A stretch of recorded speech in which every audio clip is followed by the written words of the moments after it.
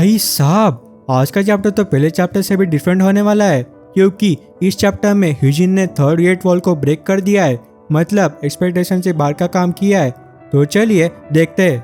So friends, आप सबका स्वागत है हमारे चैनल सुप्रीम एनिमे हब पर। एंड आज हम देखेंगे मर्सी एनवायरनमेंट का चैप्टर नंबर 6। तो चलिए स्टार्ट करते हैं। सो स्टार्टिंग में हमें शाम का वक्त दिखाया जाता है। डाउन की स्कूल छूट गई होती है और वो घर जाने के लिए निकलने लगती है, पर वो बहुत सैड और शांत लग रही थी और वो जो स्कूल में हुआ था उसके बारे में सोचने लगती है। आइजिन ने उन्हें कैसे मारा, आइजिन का डायलॉग कि उन्हें सॉरी बोलना चाहिए था, और वो जब दोनों बात कर रहे थे कि हम एक फैमिली है, ऐसा वो सोच रही होती है। एंड वो आगे बोलती है कि तो इसका मतलब ये है कि अब वो मुझे, ये कहकर वो पास्ट के बारे में सोचती है कि हिजिन ने उसे कैसे ट्रीट किया था। फिर हमें डाउन के सीन दिखाया जाता है कि हिजिन ने उसे कैसे ट्रीट किया था। हिजिन और उसके फ्रेंड बैठे होते हैं और डायन को खाना लाने के लिए बोलते हैं, उसे मारती है और उसके बाल पकड़ कर उसे बुली करती है। डायन के साथ बहुत बुरा हुआ सच में। एंड डायन आगे बोलती है अब वो मुझे फिर से बुली नहीं करेंगे। ये कहकर वो अपने ख्यालों में खो जाती है और आइजिन को इग्नोर करती है। फिर आइजिन उसे आवाज देता है एंड डायन घबरा जाती है। फिर आइजिन उसे बताने लगता है कि उसने उसे कितने बार बुलाया। ये सुनकर डायन उसे सॉरी बोलने लगती है और पूछती है कि वो उसके लिए रुका था क्या। तो आइजिन उसे स्माइल देकर हाँ बोलता है और आगे ऐड करता है कि वो घर जाने का रास्ता भूल गया है। डायन उसे शॉक में देख रही होती है और मन में बोलती है सच में। फिर डायन उसे बताने लगती है कि उसे कुछ स्टोर से सामान लेना है। आइजिन पूछता है कि तुम्हें कुछ लेना है? फिर डायन एक हल्की सी स्माइल देती है और बताने लगती है कि ग्रैंडपा आने के बाद थक जाते हैं और उन्हें बहुत भूख लगती है, तो मैं खाना रेडी रखती हूँ, तो वो खुश हो जाते हैं। ये सुनकर आइजिन ओके बोलता है और वो जाने के लिए निकल जाते हैं। और हम देखते हैं कि हिजिन और उसकी दोस्त उन्हें देख रही होती है और आगे बोलने लगती है कि वो कैसे हंस रहे हैं। और अगले सीन में हिजिन हंसकर बोलती है देखते हैं कब तक तुम्हारी स्माइल चेहरे पर रहती है। और इस डायलॉग से उम्मीदें बढ़ने लगी कि आगे क्या होने वाला है। फिर सीन चेंज होता है और हमें स्टोर का सीन दिखाया जाता है कि डायन कंफ्यूजन में सोच रही होती है कि उसे क्या लेना है, और वहाँ सब लोग उन्हें देख रहे होते हैं। लड़कियां तो आइजिन को देखकर दीवानी हो गई थी। फिर यह डायन नोटिस करती है और मन में बोलती है मुझे पता था कि स्कूल में आइजिन पॉपुलर है, पर बाहर भी। फिर डायन उसे पूछती है कि उसकी कोई गर्लफ्रेंड है क्या। ये सुनकर आइजिन कंफ्यूज होता है कि गर्लफ्रेंड। फिर डायन उसे बताती है कि एक लड़की, दोस्त नहीं, एक लड़की जिससे तुम डेट कर रहे हो। आइजिन ये सुनकर नहीं बोलता है। फिर डायन बोलती है क्यों नहीं, तुम तो बहुत पॉपुलर हो गर्ल्स में। फिर आइजिन बोलता है कि वो बिजी था। डायन ओके बोलती है और मन में बोलती है कि मैं क्या सोच रही थी, वो इतना बिजी है और एडजस्ट करने की कोशिश कर रहा है। एंड देन आइजिन पूछता है क्या तुम्हारा कोई बॉयफ्रेंड है, उसे तुम डेट कर रही हो। डायन ये सुनकर सरप्राइज होती है, पर वो अपने आप को शांत करती है और नहीं बोलती है। पर आइजिन बोलता है क्यों। देन डायन भी बोलती है कि वो बिजी थी। फिर सीन चेंज होता है और हमें आइजिन का घर दिखाया जाता है। एंड देखते हैं कि आइजिन के ग्रैंडपा ने उसके सामने एक नया मोबाइल रखा होता है। आइजिन ने देखकर सरप्राइज होता है। ग्रैंडपा बोलते हैं कि आजकल के स्टूडेंट के पास ऐसा अच्छा फोन होता है, मुझे पता नहीं है, पर वो बोले कि ये मोबाइल अच्छा है। डायन मोबाइल को देखकर बोलती है लेटेस्ट मॉडल।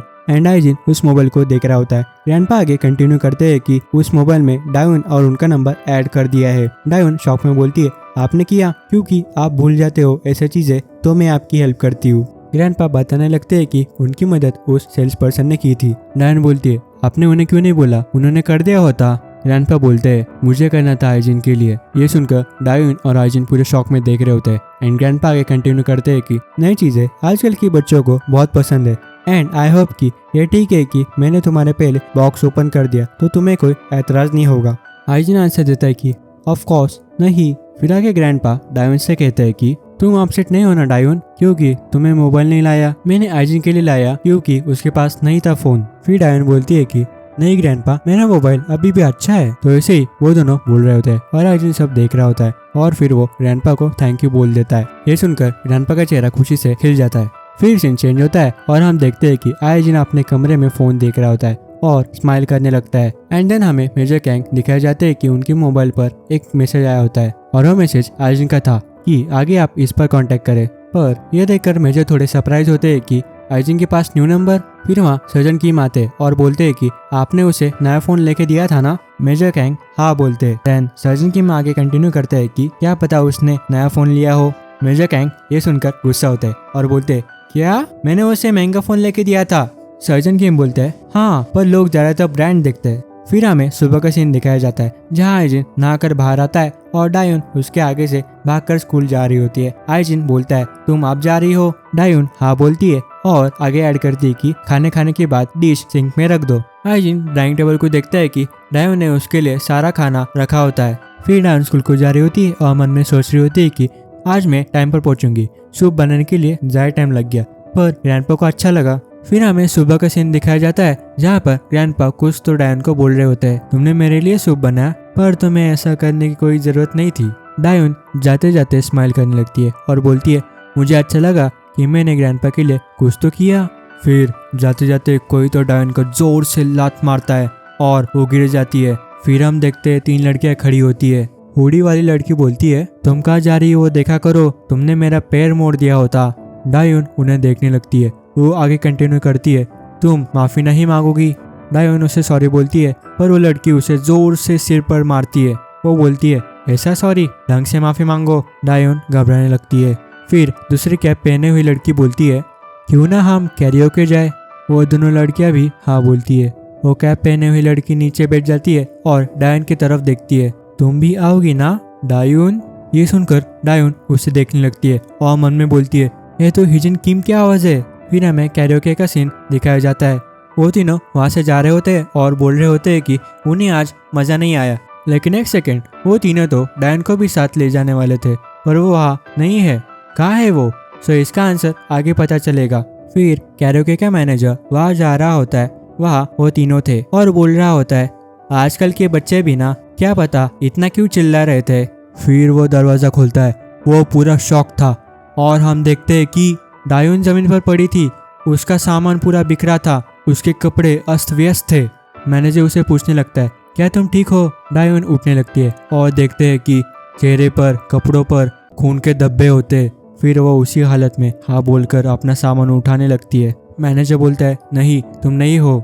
डायोन खांसने लगती है और मैनेजर बोलता है रुको मैं एम्बुलेंस बुलाता हूँ। पर डायोन नहीं बोलती है और मैं ठीक हूँ ऐसा बोलकर वहाँ से जा रही होती है। पर हम देखते हैं कि उसे ठीक से चलने भी नहीं आ रहा था पर वो दीवार की मदद से जा रही होती है। मैनेजर उसे रुकने के लिए बोल रहा होता है पर वो चली जाती है।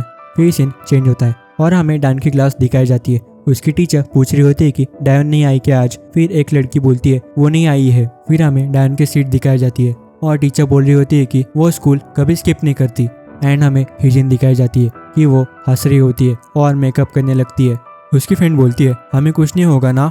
तब हिजिन बोलती है हमें क्या होने वाला है और मन में बोलती है कि हम उसे सिर्फ बता रहे थे कि हमसे पंगा मत लेना। पर उसकी फ्रेंड घबरा रही होती है और हिजिन बोलती है उनका हाथ नहीं है वो गायब है। फिर उसकी फ्रेंड हाँ बोलती है। फिर स्कूल की बेल बजती है और स्कूल छूट जाती है। फिर हम देखते हैं कि आइजिन वहाँ खड़ा था। वो डायोन का इंतजार कर रहा होता है। वो उधर ही खड़ा रहता है और सब लोग जा रहे होते हैं। वो उधर आखिर तक खड़ा रहता है पर डायोन नहीं आती। तो वो उसे फोन लगाता है और बोलता है कि शायद वो जल्दी घर चली गई। फिर हमें डायोन का कमरा दिखाया जाता है। उसका फोन बज रहा होता है। वो सोई होती है।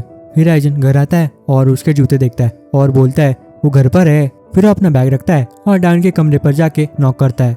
डायोन आंसर देती है तुम घर आ गए आइजिन। आइजिन बोलने ही वाला था पर तभी डायोन बोलती है तुम मेरे लिए रुके थे। आइजिन हाँ बोलता है और कि वो फोन कर रहा था पर उसने आंसर नहीं दिया। डायोन बोलती है कि वो सोई थी तो नहीं उठाया। पर आइजिन डायोन की आवाज़ सुनता है कि उसकी तबीयत ठीक नहीं लग रही थी। तो वो दरवाज़ा खोलने के लिए बोलता है पर डायोन नहीं बोलती है और बोलती है कि उसकी तबीयत थोड़ी ठीक नहीं है। तो आइजिन बोलता है तबीयत ठीक नहीं है। डायोन बताती है कि उसको थोड़ा बुखार है और वो थोड़ी देर सोएगी तो ठीक हो जाएगी। फिर आइजिन ओके बोलता है और ऐड करता है कि कुछ लगा तो मुझे बताना। फिर वो सोचता है कि डायोन के लिए कुछ दवाई ले आए पर वो अचानक रुक जाता है। फिर वो डायोन के शूज देखता है, मेले और ब्लड के निशान। आइजिन उन्हें ही देख रहा होता है और फिर अगले सीन में शूज पर पूरे ब्लड के धब्बे दिख रहे होते हैं और फिर चैप्टर एंड हो जाता है। और अब क्या होगा आगे? आइजिन ने वो धब्बे देख लिए हैं एंड अब क्या डायोन बताएगी कि उसे किसने मारा है? एंड बिगेस्ट क्वेश्चन, क्या आइजिन अपने बहन का बदला लेगा? सो आगे का चैप्टर बहुत इंटरेस्टिंग होने वाला है। एंड अगर आपको ये वीडियो पसंद आई है तो लाइक करो, शेयर करो और सब्सक्राइब करो। और हाँ, इंस्टा पर भी फॉलो कर देना। सो मिलते हैं नेक्स्ट चैप्टर के साथ।